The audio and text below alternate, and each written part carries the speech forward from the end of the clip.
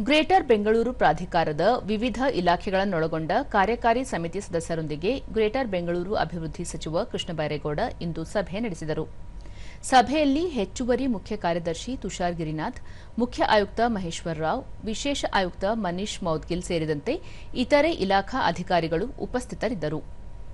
ಬಳಿಕ ಸಚಿವ ಕೃಷ್ಣ ಬೈರೇಗೌಡ, ಜನರ ಭಾವನೆ ಅರ್ಥ ಮಾಡಿಕೊಂಡು ಎಲ್ಲ ಅಧಿಕಾರಿಗಳು ಒಟ್ಟಾಗಿ ಕೆಲಸ ನಿರ್ವಹಣೆ ಮಾಡಬೇಕಿದೆ. ಇಲ್ಲದಿದ್ದರೆ ಬೆಂಗಳೂರಿನ ಸಮಸ್ಯೆ ಬಗೆಹರಿಸಲು ಸಾಧ್ಯವಿಲ್ಲ ಎಂದರು. ಬೆಂಗಳೂರಿನಲ್ಲಿ ಒಂದು ಏಜೆನ್ಸಿ ಜೊತೆಗೆ ಮತ್ತೊಂದು ಏಜೆನ್ಸಿಗೆ ಸಮನ್ವಯತೆ ಇಲ್ಲ ಎಂಬ ಟೀಕೆ ಹಲವಾರು ವರ್ಷಗಳಿಂದಲೂ ಕೇಳಿಬರುತ್ತಿದೆ. ಆದರೂ ಸಮಸ್ಯೆ ಮಾತ್ರ ವರ್ಷದಿಂದ ವರ್ಷಕ್ಕೆ ಉಲ್ಬಣವಾಗುತ್ತಿದೆಯೇ ಹೊರತು ಪರಿಹಾರ ಕಂಡುಕೊಳ್ಳಲು ಸಾಧ್ಯವಾಗಿಲ್ಲ.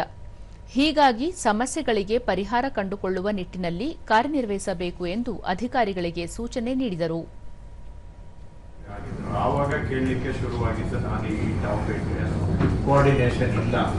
ಇವತ್ತಿಗೆ ವರ್ಷದಿಂದ ವರ್ಷಕ್ಕೆ ಆ ಸಮಸ್ಯೆ ಉಲ್ಬಣ ಡಿಟಿರಿಯೋರೇಟ್ ಆಗಿದ್ದೇ ಬಿಟ್ಟು ನಾವು ಸುಧಾರಣೆ ಅಂತೂ ಮಾಡೋಕ್ಕಾಗಿಲ್ಲ. ಆ ಕಾಲದಿಂದ 40 ವರ್ಷದಿಂದ ಬಹುಶಃ GBA ಅದನ್ನ ಸಾಲ್ವ್ ಮಾಡೋ ದಿಕ್ಕಿನಲ್ಲಿ ಒಂದು ಸ್ಟೆಪ್ ಅಂತ ನಾನು ತಿಳ್ಕೊಂಡಿದ್ದೇನೆ. ಎಲ್ಲ ಅಥಾರಿಟೀಸ್ ಪ್ಯಾರಾಸ್ಟೇಟಲ್ಸ್ ಅನ್ನ ಒಂದು ಕೋಆರ್ಡಿನೇಷನ್ಗೆ ತಗೊಂಡು ಬರಬೇಕು ಅನ್ನೋದು ಕೂಡ GBA ಸ್ಥಾಪನೆಯ ಮತ್ತೊಂದು ಮುಖ್ಯ ಉದ್ದೇಶ ಅಂತ ಅನ್ಕೊಂಡಿದ್ದೇನೆ.